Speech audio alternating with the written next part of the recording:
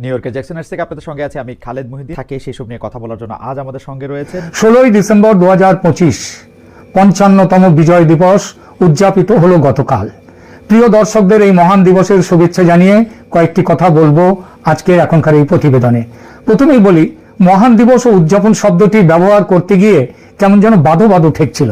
কাদের জন্য মহান এই দিন, কেন মহান, কার বিজয় হয়েছিল এই দিনে, কে পরাজিত হয়েছিল, সব যেন উল্টে পাল্টে গেছে। আর এই উল্টে পাল্টে যাওয়া আখ্যানে তিনটি স্বতন্ত্র ঘটনা শুধু আমার নয়, বাংলাদেশ ও ভারতের এক বিপুল সংখ্যক মানুষের মনে এই প্রশ্ন আজ তুলেছে যে যে প্রাণের স্পন্দন একদিন ছিল এই দিনটিকে ঘিরে গত 54 বছর কিংবা 53 বছর যেটা ছিল সে তো আর নেই। তাহলে কেন বলবো এই দিনকে মহান, কেন উদযাপন করব এই দিনটিকে?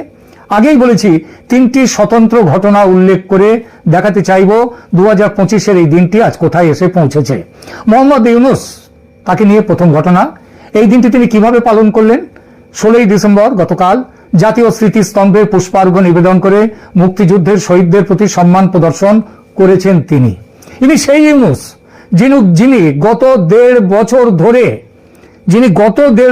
ধরে চেষ্টা করে গেছেন যে এই সরকারের এই দিনটিকে ভুলিয়ে দেওয়ার চেষ্টা করে গেছেন, যিনি গত দেড় বছর একেবারে বিপরীতমুখী কাজ করে গেছেন। তার সেই কাজ আজকে গতকাল যে বিজয় দিবসে তিনি জাতির উদ্দেশ্যে ভাষণ টাষণ ইত্যাদি দিলেন, এটা তার মুখ নয়, তার সরকারের মুখ নয়, মুখোশ, মানুষকে ধোঁকা দেয়া। গত বছর এই দিনটির কথা মনে ছিল না ইউনূসের, কারণ তখন তার স্মৃতি থেকে তিনি স্মৃতিভ্রষ্ট হয়েছিলেন। এসব কাজ তার মাথায়, এই যে দিনটির কথা তার মাথায় ছিল না। গত বছর প্রতিটি পদক্ষেপে মুক্তিযুদ্ধকে অপমান করে এসেছেন তিনি ও তার সরকার। এটাকে বাংলাদেশের স্বাধীনতা সংগ্রাম না বলে পাকিস্তানকে দ্বিখণ্ডিত করার ভারতীয় চক্রান্ত বলে এসেছেন। রিসেট বাটন পুশ করে মুছে ফেলতে চেয়েছেন 71-এর শৌর্য বীর্যের কাহিনী। তিনি হঠাৎ কেন এই দিনটি উদযাপন করলেন, কেন করতে এলেন? হিসাবটা রাজনীতির, প্রাণের টানে নয়, রাজনীতির টানে। তিনি বুঝেছেন বাংলাদেশের এক বিরাট সংখ্যক মানুষ তার সরকারের হাজার চেষ্টা সত্ত্বেও মুক্তিযুদ্ধের চেতনাকে এখনো ধারণ করে আছেন তাদের ভেতরে। এই মানুষদের জন্য ছলনার আশ্রয় নিয়ে বিজয় দিবস উদযাপন করেছেন মোহাম্মদ ইউনূসের সরকার। এটাই মুছে দেওয়ার কাজ। দ্বিতীয় বছরে রাজনীতি করার জন্য তার জামাতি বন্ধুদের মনে পড়ল বিজয় দিবসের কথা, সেটাও মানুষের চোখে ধুলো দেওয়ার জন্য। বিজয় দিবসে যে আইকনিক সামরিক কুচকাওয়াজ হতো সেটা বাতিল করা হয়েছে। তার আগে মুক্তিযুদ্ধের সাথে সম্পর্কিত প্রধান জাতীয় দিবসগুলি, যেমন শেখ মুজিবুর রহমানের ঐতিহাসিক ভাষণের দিন 7ই মার্চ, তার জন্মদিন 17ই মার্চ, তার হত্যার জাতীয় শোক দিবস 15ই আগস্ট এবং সংবিধান দিবস 4 নভেম্বর বাতিল করা হয়েছে। এই বাতিলকরণের কাজগুলি একটি প্যাটার্ন তৈরি করে যা সাংস্কৃতিক পরিচয়ের ভিত্তি, যে ভিত্তির মূলে আছে এই বিজয় দিবস, সেটাকেই অপমানিত করে। আরো উদ্বেগজনক হলো শারীরিক এবং প্রাতিষ্ঠানিক সংস্কার। শেখ মুজিবুর রহমানের প্রতিকৃতিগুলি সরকারি অফিস এবং মুদ্রা নোট থেকে সরানো হয়েছে, যা তার দৈনন্দিন জীবনে অপসারণকে প্রতীকী করে তোলে। মুক্তিযুদ্ধ স্মরণীয় মূর্তি এবং মুরাল অপবিত্র করা হয়েছে, ধ্বংস করা হয়েছে, তাদেরকে অপমানিত করা হয়েছে। সবচেয়ে বিপর্যয়কর পদক্ষেপ ছিল তার শিরোনাম জাতির পিতা মুজিবুর রহমানকে থেকে জাতির পিতা এই বিশেষণটিকে অপসারিত করা। একই সঙ্গে মানব অধিকার এবং মুক্তিযোদ্ধাদের উপর দমন পীড়ন সমানে চলেছে গত 1.5 বছর। প্রায় 200 জন প্রকৃত মুক্তিযোদ্ধাকে, যারা 1971 সালে লড়াই করেছিলেন স্বাধীনতার জন্য, তাদেরকে সন্ত্রাসবাদী এবং রাজদ্রোহের অভিযোগে গ্রেপ্তার করা হয়েছে। কিছু ক্ষেত্র এমন আছে যেখানে 72, 73, 74 এমনকি 78 বছর বয়সী বয়স্ক যোদ্ধাদের স্মৃতিস্তম্ভ রক্ষা সমাবেশে অনুপ্রেরণা ছড়ানোর জন্য, অর্থাৎ তারা স্মৃতিস্তম্ভ রক্ষা করতে গেছেন, এই অনুপ্রেরণা ছড়ানোর জন্য তাদেরকে জেলে পাঠানো হয়েছে। এখানেই শেষ নয়, এই সরকার যুদ্ধ অপরাধীদের গণহারে মুক্তি দিয়েছে। মে 2025-এ ইউনূস সরকার জামাতি ইসলামী নেতা এটিএম আজহারুল ইসলামকে মুক্তি দেয়, যিনি 1256টি হত্যা, 17টি অপহরণ এবং 13টি ধর্ষণের জন্য দোষী ছিলেন।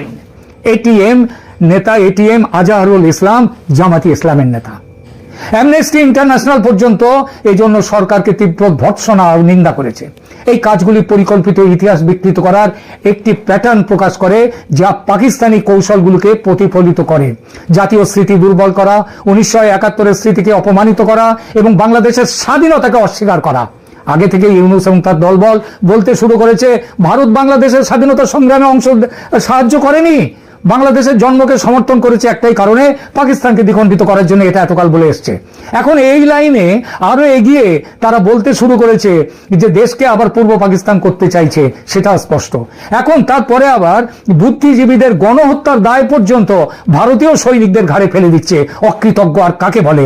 বেঈমানের দল। আসি দ্বিতীয় প্রসঙ্গে, বিজয় দিবসে নরেন্দ্র মোদীর বার্তা, এবং সেই বার্তায় বাংলাদেশের নাম উল্লেখ করেননি কোথাও। 16 ডিসেম্বর তারিখে নরেন্দ্র মোদী সোশ্যাল মিডিয়ায় একটি বার্তা প্রকাশ করেছেন, যাতে তিনি লিখেছেন, আমি বাংলায় বলছি, বিজয় দিবসে আমরা সাহসী সৈনিকদের স্মরণ করি, যাদের সাহস এবং ত্যাগ 1971 সালে ভারতের ঐতিহাসিক বিজয় নিশ্চিত করেছিল। বাংলাদেশের নাম নেই, বাংলাদেশে কোনো উল্লেখ নেই। এই জন্য আবার নাকি ঘোষা হচ্ছে অনেকের ঘোষা হচ্ছে যে ভারত এবং বাংলাদেশ যৌথভাবে এই যুগান্তকারী মুহূর্ত স্বীকার করে এসেছে এতকাল। আজ তাহলে মোদীর এই শব্দ চয়ন কেন বাংলাদেশের উল্লেখ নেই? এই প্রশ্নটা ভারতের উদ্দেশ্যে না করে নিজেদের উদ্দেশ্য করুন। আপনারাই তো বলে এসেছেন যে ভারতীয়রা সেদিন, ভারতীয় সৈন্যরা সেদিন বাংলাদেশে পূর্ব পাকিস্তানে এসেছিল পাকিস্তানকে দ্বিখণ্ডিত করার জন্য, আপনাদের স্বাধীনতা সংগ্রামের পাশে দাঁড়াবার জন্য নয়। তাই যদি হয়ে থাকে তাহলে আজকে নরেন্দ্র মোদী যখন বলছেন যে এখানে বাংলাদেশের নাম উল্লেখ করলেন না এবং ভারতীয় সৈন্যদের ভূমিকাকে তিনি বললেন যে ভারতের বিজয়, ভারতীয় সেনার বিজয় হিসেবে, তখন আপনাদের এত প্রতিক্রিয়া কেন?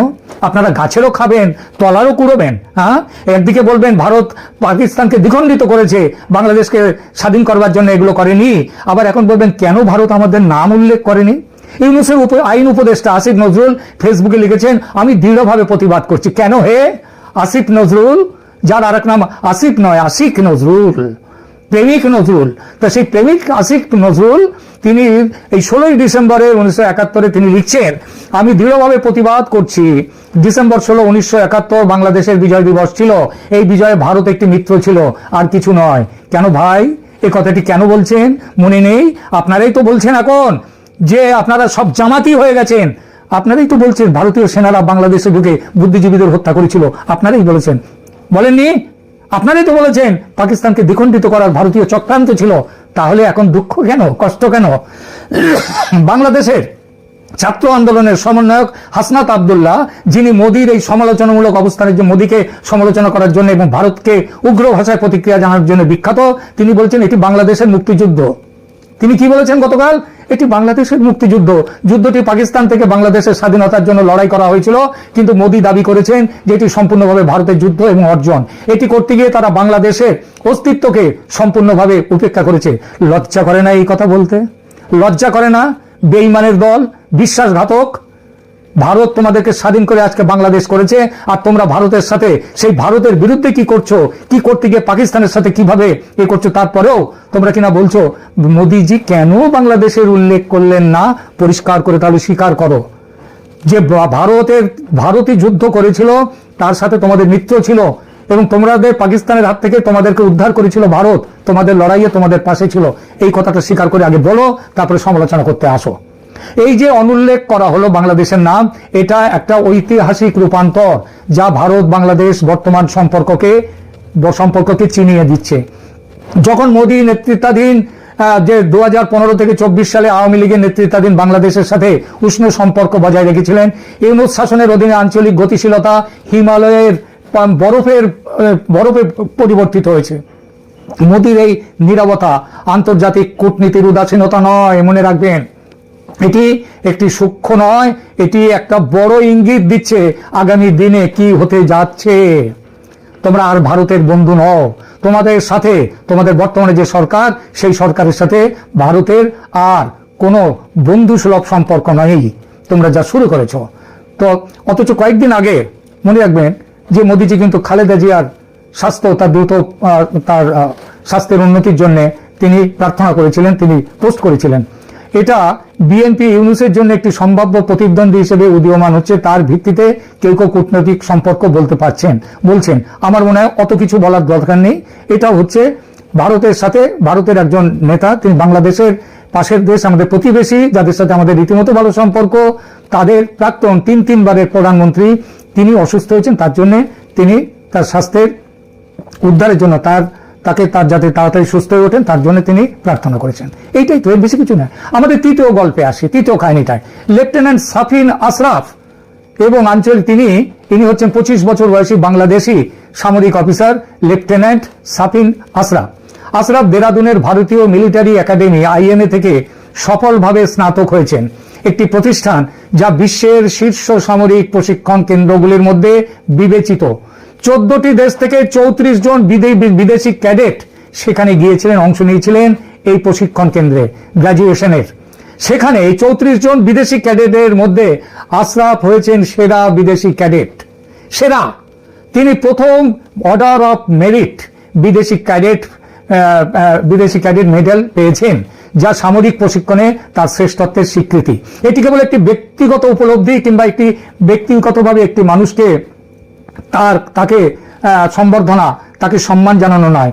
তিনি তার পাসিং আউট প্যারেডে তিনি বলেছেন, ব্যক্তিগতভাবে আশরাফের কাঁধে হাত দিয়ে ভারতের সেনাপ্রধান জেনারেল উপেন্দ্র দ্বিবেদী তিনি আশরাফের কাঁধে র্যাঙ্ক স্টার পরিয়ে দিয়েছেন। এবং এই একটি অনুষ্ঠান যা তার উপস্থিত, তার স্ত্রীও সেখানে ছিলেন। আশরাফের ঠিকানায় তিনি ভারতকে, আশরাফ কি বলেছেন? আশরাফ তার অল্প কথার ভাষণে অল্প কয়েকটি কথায় বলেছেন ভারতকে, যে ভারত সত্যিকারের বন্ধু আমাদের। ভারত এবং বাংলাদেশের মধ্যে দীর্ঘস্থায়ী বন্ধুত্ব এবং কৌশলগত জোটে জোর দিয়েছেন তিনি ভারতের 1971 সালে বাংলাদেশকে মুক্ত করতে সহায়তা করার গুরুত্ব এবং চলমান দ্বিপাক্ষিক সহযোগিতার প্রয়োজনীয়তা স্বীকার করেছেন।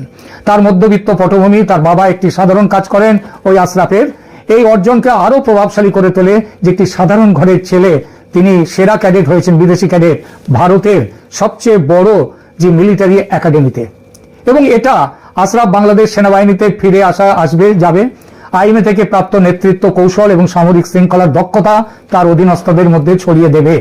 কার্যকরভাবে ভারত বাংলাদেশ সামরিক প্রশিক্ষণ সহযোগিতার এই সুবিধাগুলো বাংলাদেশি সেনাবাহিনীকে তিনি সেখানে সঞ্চার করবেন।